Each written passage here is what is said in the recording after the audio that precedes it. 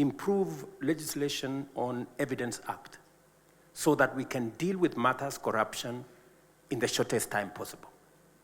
Improve legislation on e-procurement and make government procurement open, including making sure that it is in the public domain which contracts have been awarded, for how much money, to which companies.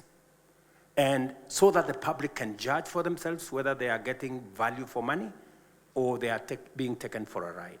It is our collective responsibility as Kenyans to make sure that Kenya succeeds. It is not the business of the president alone. It's the business of every Kenyan for us to succeed, because in that success is everybody's success. How would you address your fellow presidents, heads of state on the continent? What would you tell them about OGP in a way that would persuade them to join, or to at least think about really embedding its principles in how they're relating with their governments and with the citizens? Technology democratizes information. Citizens today, anywhere, in any country, have the benefit of a lot of information. And with a lot of information, citizens are aware, and therefore it is natural that going into the future, openness, because of the amount of information people have, it's not possible anymore for government to hide in this corner or that corner.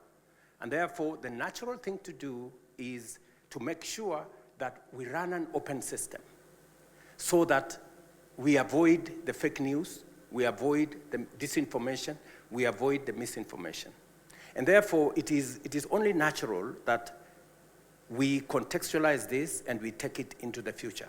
I am a great champion, for example, of transparency and justice around climate financing. When I finish with you here, I will be going to Korogosho because of matters climate action. And I am very happy that among the first commitments in the National Action Plan is climate action. I will be going to Korogosho because... Korogosho is a neighborhood here in Nairobi. Okay, I will be going to... Okay. It's a neighborhood in Nairobi. Mm-hmm. I will be going to Korogosho, which is a neighborhood in Nairobi, because we lost 42 people to the floods.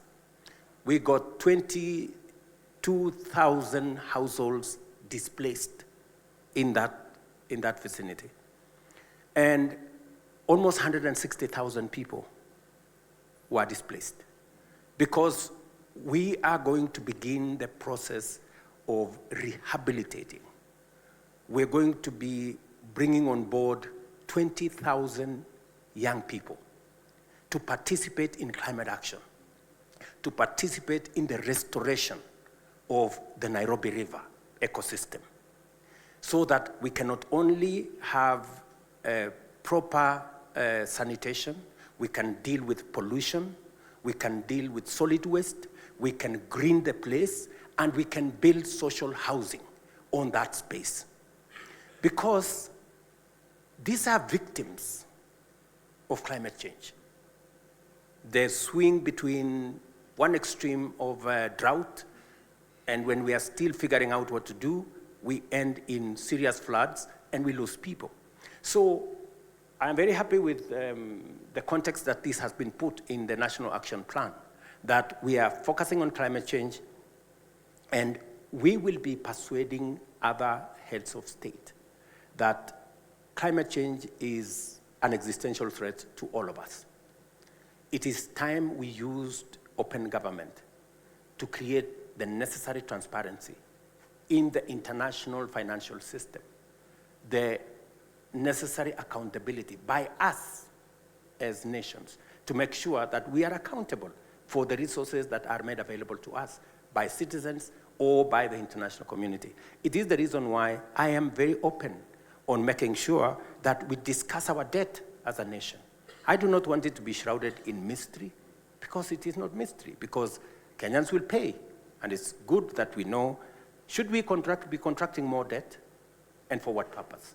I have made a commitment, and you've heard the Speaker of Senate say, we did agree that public participation is not a sterile provision of the Constitution. It must amount to something. And it is the reason why we've been grappling as a nation, how do we actualize public participation? We have now working on legislation, as you've heard. In a couple of months, we should now have a framework that contextualizes, creates a framework for citizens to meaningfully participate in enacting policy, enacting legislation, and every act of government that requires the public to participate in. That is number one. Number two, we have now work at the Attorney General's office, and I want to ask the civil society who are present here to work with the Attorney General as we improve 3 pieces of legislation. Number one, improve legislation on Evidence Act so that we can deal with matters corruption in the shortest time possible. Improve legislation on e-procurement and make government procurement open, including making sure that it is in the public domain which contracts have been awarded, for how much money, to which companies. And so that the public can judge for themselves whether they are getting value for money or they are being taken for a ride. I have made that commitment. The work is in the Attorney General's office. I welcome Zalendo. I welcome all the other civil society groups to participate in bringing this legislation to the fore. And I'm very happy with this framework because the civil society that is present here would have chosen to come here with vuvuzela and placards. But they have chosen... Sometimes they might still have to do that. But they've come here to say, okay, what are the challenges that we have? How do we meaningfully contribute, institutionalize the solutions rather than ponder on the problems, on the challenges? How do we institutionalize solutions? How do we bring legislation? How do we create institutions? How do we put a policy framework in place? And you have said yourself, it's easy to pontificate about the challenges we have. Yeah. It is difficult to frame the solutions. I am very happy with open government partnership. It gives us an opportunity with the judiciary, with the legislature, with the executive, with civil society, with the private sector to figure out how we solve problems together. And this is why I believe in this framework. How is your administration harnessing these tech-driven opportunities? And how do you plan to balance those opportunities and grabbing them with mitigating the risks that come with technology, as was outlined? Number one, we rolled out the Hustler Fund. 12 billion shillings in it already. 22 million Kenyans are beneficiaries. Today, we have 2 million Kenyans every day borrowing from the Hustler Fund. It is delivered on a technology platform. It is the single government project that has no corruption because technology has provided the framework to make sure that we insulate it from, just imagine, if we were distributing or giving out Hustler Fund using committees at every location, it would be hell. Mm-hmm. It would be chaos. But look at what technology has done. It has made it seamless, it has made it transparent, it's made it easy. Let me also give you another example. Means testing instrument. Again, when we are giving out our university funding model, means testing instrument that is run on technology is giving us the leverage to be able to know which student can benefit from what. Let me also tell you one more thing, that in our plan to deal with the challenges that face us, the demographic dividend that we have, one of the items that we are working on is how we are going to use technology to create digital jobs. as I speak to you, we have close to 120,000 young people in our TVETs and in other institutions that today monetize their digital expertise. So we are leveraging on technology to create jobs tomorrow. I will be signing an agreement with President Scholz in Germany, again, to leverage on technology to access opportunities for Kenyans to work in Germany physically or to work in Germany through a digital platform. So we are leveraging on the digital space to create jobs, to deliver government services, as I said, with the Hustler Fund, to make sure that it helps us, assists us sort out challenges that we have. But also, there are challenges. Yeah.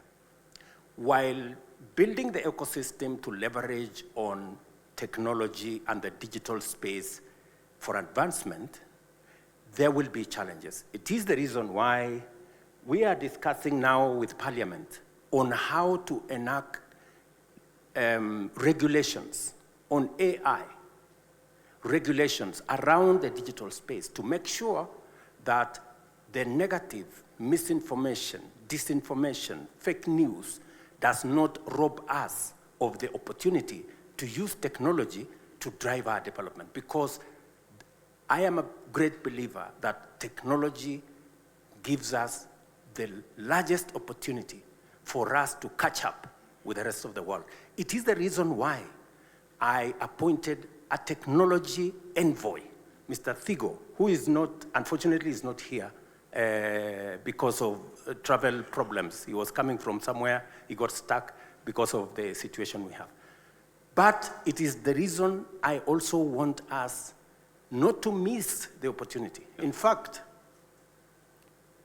misinformation, disinformation, fake news should not rob us of the opportunity to take advantage of the opportunity technology and artificial intelligence gives us. We do not want another opportunity to be left behind. It is an opportunity for us to develop talent around technology and AI. It is an opportunity for us to develop expertise. And it is an opportunity for us not to be left behind, again, as we have done in the past, that this time round, we want to be up to speed with the rest of the world in making sure that technology, AI become part of the ecosystem, and we all benefit from it and avoid another digital or AI divide. I'm very happy that we made a contribution from an executive side. Parliament made their contribution, the judiciary made their contribution, civil society, to the National Action Plan on Open Government. Because it is our collective responsibility as Kenyans to make sure that Kenya succeeds. It is not the business of the president alone, it's the business of every Kenyan for us to succeed, because in that success is everybody's success. Let me also say the following, that as we do this, I want to assure all the stakeholders here that the government of Kenya that I run will continue to be open. I have absolutely no qualms in being held to account. I encourage civil society to continue telling us the things we are doing wrong so that we can correct. And to occasionally tell you the things you're doing right. Yes. I was waiting for that to come. and occasionally, you know, when we get things right, they also tell us, this you're getting right, do it better or do it more. So that way we can forge, you know, a collaboration that makes Kenya great for all of us. Let me conclude by saying, because there is a feasible, demonstrable, real trust gap between citizens and government across the globe. Yeah. You know, there is, you know, there is a trust deficit. There is a trust gap. I want to welcome you and the people here and representatives from our friends from the international community to a trust summit here in Nairobi, the first one in the first quarter of next year, so that we can evaluate what do we do to close the gap, the trust gap between government and citizens. Because unless we do that, it becomes difficult for government to implement its plan and for citizens also to hold government to account.